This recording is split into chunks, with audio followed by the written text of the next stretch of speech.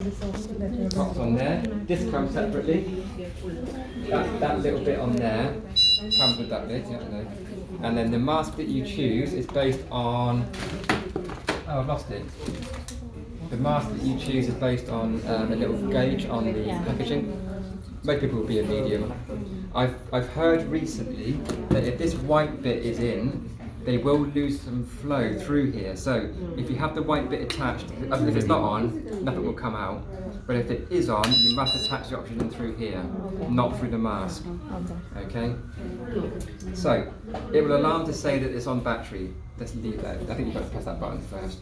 But it will also turn on, unfortunately, locked. Okay? So this causes a lot of problems in ED because they don't use it enough. To unlock it, you press these two together. Now on ED they actually have a printout for that, but it's those two, alright? Yeah. Hold it, then you get the clinical mode and you can choose to unlimited, alright? Once it's on unlimited mode you don't have to worry about turning up, changing that again. I don't know if you turn it off if it stays. Hang on, let me just have a little look at that. One thing I want to check before I give it that advice. It will probably come on with clinical mode off again, I'd have thought. And what that does is it stops people from pressing the buttons, but we don't want it as a default. Unfortunately, we can't change it.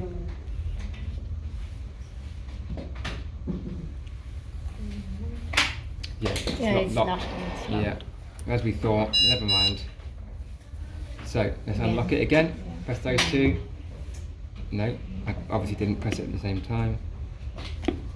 Got the clinical unlimited. That's it. Yeah, so that's that. Push that button in. That's how horrible beepy noise is.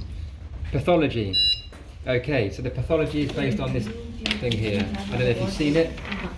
This is the NIV setup. So if you're going for a COPD patient, they have obstructive. Your OHSs, they are OHS. Your neuromuscular is restrictive, okay? So to change it, you push the button in and you switch it. And this will change the settings in the background as well as in the visible ones, okay? So it is important to get the right one. The mode. Now this is where it's not so clear. The mode is ST for synchronized and timed. So if the patient breathes, it will synchronize with them and give them the flow. If they don't breathe, it will give them a timed breath. So that's important to use the ST. If you just used the S, it won't breathe for them. If you just use the timed, it will breathe for them the whole time. Yeah, so that's for patients who are obviously paraplegics who have issues with their breathing. So ST, there are other modes, but you'll never use them, CPAP, etc. So the gist of it is ignore it and leave it as ST. If you see it's not ST, then you've got a problem.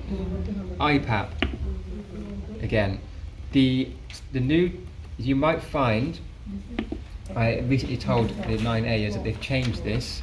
The old one used to say here, it would be an IPAP of, this is an old one, an IPAP of 16, it should be 12. They changed it from 12 because people weren't tolerating 16 because it's a high pressure, okay? So 12/4 is the go-to, alright? 12/4 tells you on your cards, okay? If it's got one that says 16, then let me know if I've got it wrong. But it's 12/4. The backup rate is 16, that is fine. The advanced settings, there's no point in going in there because they're all hidden away. The other setting is, so this is the settings button, they're alarms. You can leave them be, they should be happy. If not, go and have a look through them. Okay, they're normally set to be quite limited apart from apnea and stuff like that. This screen here is the third screen of the menu screen.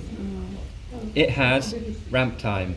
Now ramp is used for patients who are on it long term normally, and what it does, if I was to set this ramp time to 20 minutes, if you set it for 12/4, it will start at 8/4 and over 20 minutes go up to 12/4. So somebody who's, it's not directly going to... so somebody who's at home and they have sleep apnea and they don't want to be whacked in the face with a massive bit, they'll put that on for an hour and it will slowly ramp up to when they're asleep and then it will hit them when they're asleep. Gradually increase. Exactly. So that's ramp time. So if you've got people who aren't tolerating it, which is generally not 9A people because they're normally on it when they get to you and they've used it before, then that shouldn't be an issue. But if you do, ramp time is there. ITU staff will use ramp time because they're quite acutely unwell. After it reaches 12/4, then it will be continuously 12/4. Yes. So the setting that you put it on. So the settings that you put it on this screen is where it will stop at. Yeah.